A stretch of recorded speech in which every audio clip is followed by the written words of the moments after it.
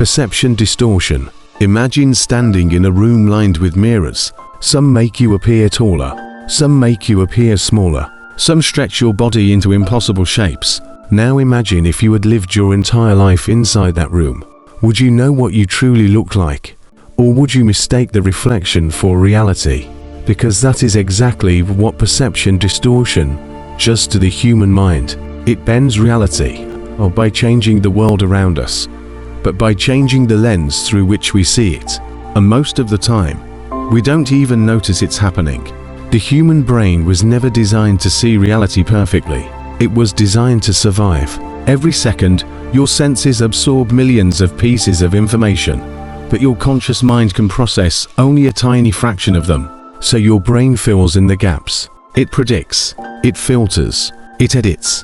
It creates a simplified version of reality, a story, and then it convinces you that the story is the truth. But stories can be wrong. Think about two people standing in the same storm. One sees disaster, the other sees opportunity. The storm is identical.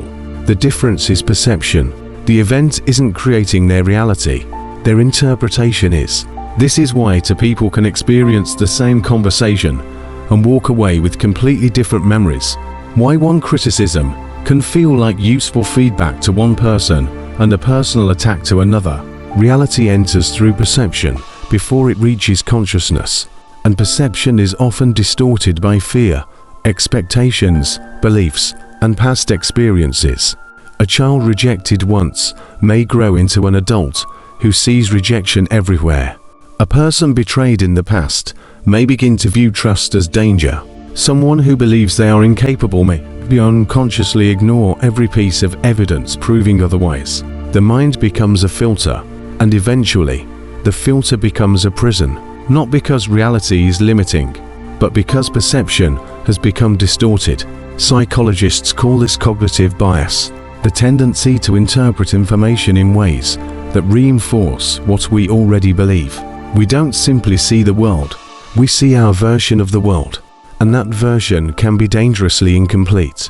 Perhaps the greatest perception distortion is believing that our thoughts are objective facts. A thought appears, "I'm not good enough. Nobody understands me. I always fail." The brain repeats it often enough, and suddenly it feels true. But thoughts are not reality. They are interpretations of reality, clouds passing through the sky of consciousness. Yet millions of people spend their lives fighting shadows because they mistake them for solid objects. The distortion becomes so familiar that they stop questioning it. What if the limitations you see are not limitations at all? What if the fears you experience are projections rather than predictions? What if the world you've been reacting to isn't the world as it is, but the world as you've learned to perceive it? Because perception is not a window, it is a lens, and lenses can be adjusted, cleaned, refocused, changed. The moment you begin questioning your perceptions, something remarkable happens.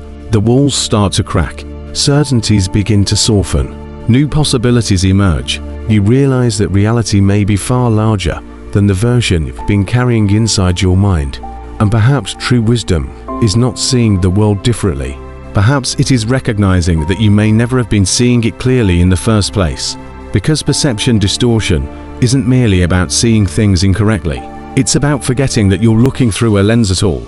And the day you become aware of that lens is the day you begin to see beyond it. The world changes less than you think. The lens changes more than you realize. And sometimes that changes everything. Thanks for watching. See you on the next one.